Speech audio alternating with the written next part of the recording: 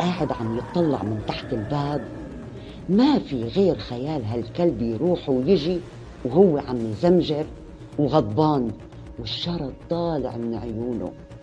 ومن كتر التعب والخوف هون طراد غمض، يا دوبك غمض دقايق، غمض عيونه دقايق. ولما فتح عيونه لقى حاله بقاعة كبيرة بتشبه المحكمة، ملانة غبرة وأضواء خافتة والناس فيها غريبة. وكان بهالقاعة قاضي قاعد ورا طاولة ومحامي دفاع واقف جنب المتهم، وكان المتهم هو نفسه طراد.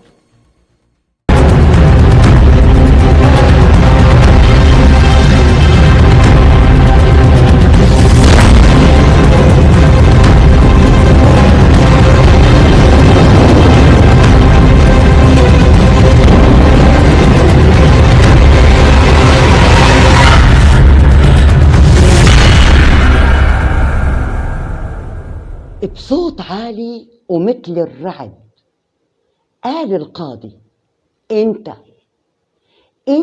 يا انسي ليش قتلت اخو هذا الشاب؟ وشاور بايده على الشاب اللي قاعد بقفص الاتهام.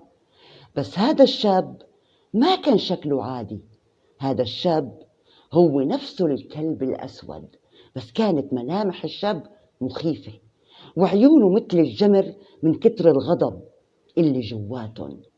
استغرب طراد وخاف وقال: لا يا قاضي، أنا ما قتلت حدا، أنا زلمة مسالم، أنا زلمة طيب ومسكين هربان من ظلم البشر.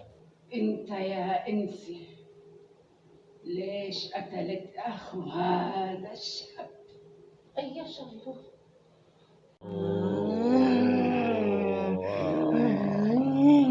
والله أنا مظلوم، والله مظلوم، والله مظلوم.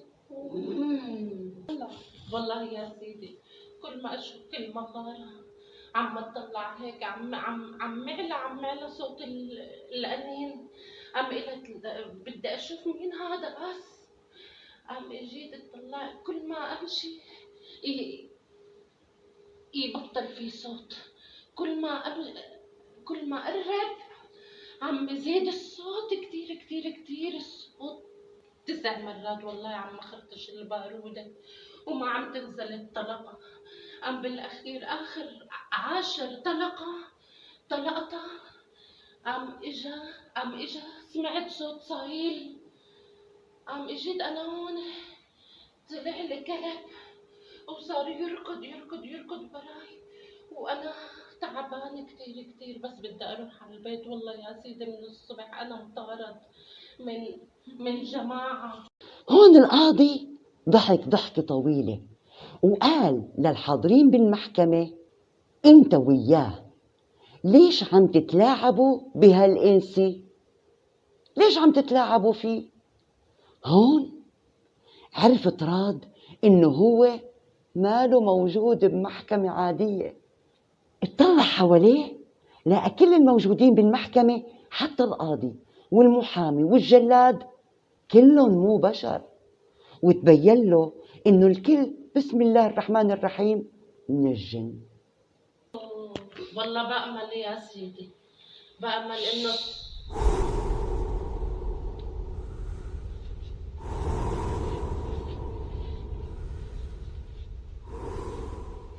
انت وياه ليش عم تلعبوا بعقل الانسي؟ ليش يا بني جن عم تلعبوا بعقل الانسي؟ ليش عم تتلاعبوا بعقل الانسي؟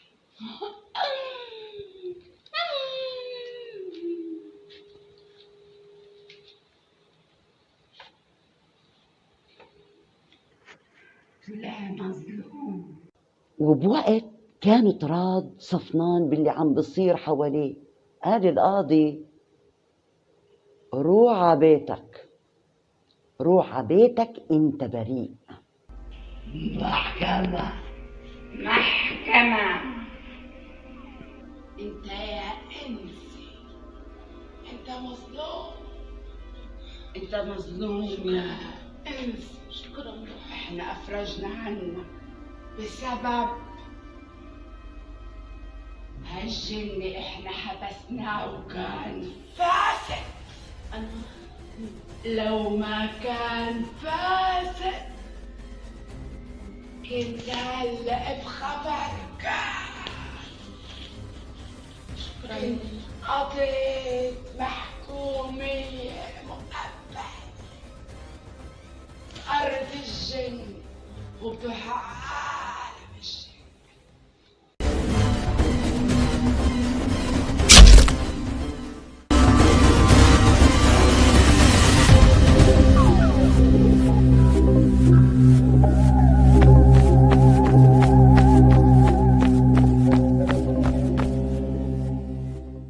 هون يا أصدقائي فائت راد على صوت مرته عم بتناديه مشان يروح يصلي صلاة الفجر.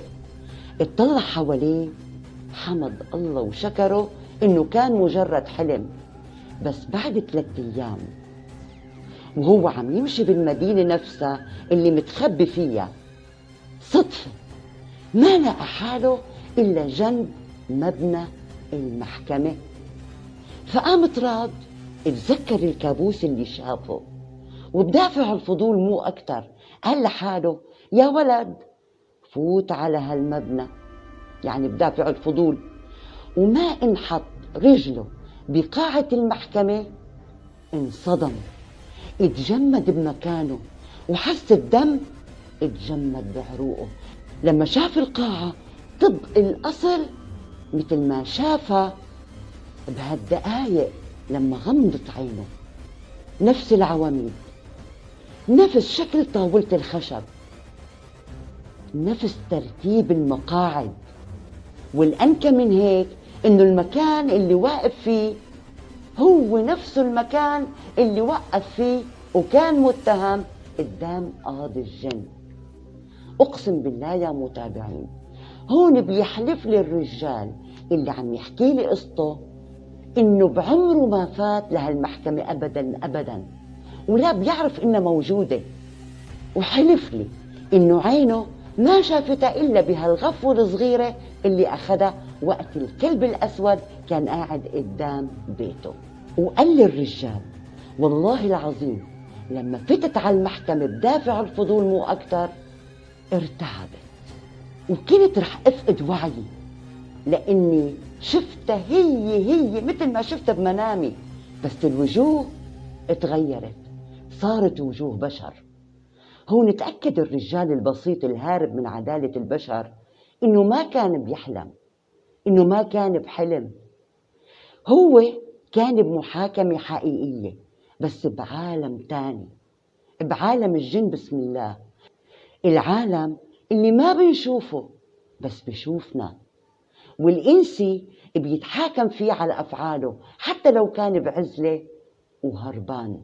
وهالقصة بتعلمنا يا متابعين إنه ما في مهرب أبدا من العدالة أبدا. فأنت فيك تهرب من عدالة الأرض بس ما فيك تهرب من عدالة السماء، ما فيك تهرب من عدالة أي عوالم تانية، لأن أكيد رح يكون عندها قوانين ومحاكم.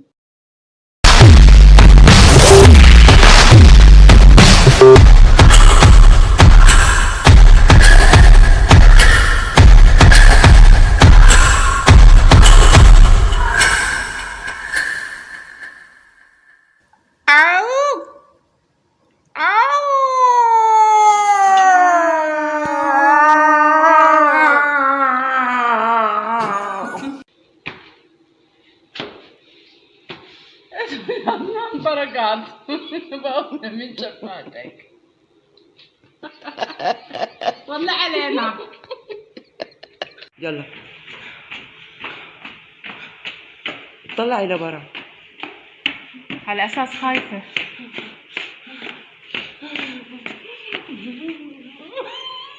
على فكرة مو وقت على أساس إنه ركضت. قلبي.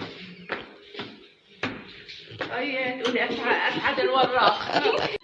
بجد حفل الغرام. على فكرة والله العظيم صار كثير بصور فيديوهات حفل الغرام للشعب. يا سيدي. يلا شو عم بتقول يا سيدي في حفل الغرام. يلا يلا. يا سيدي كنت بالبيت أنين كتير كتير عالي. عم اجيت قلت مين هذا اللي بالمغارة وهيك. عم ما حدا رد. عم تاني مرة لا عم تاني مرة قلت مين هذا. يا سيدي صيح الصوت قوي.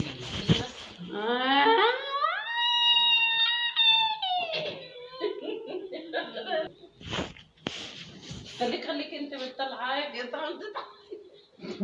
لك يلا اخذ صرنا مصورين كثير على الفاضي. يلا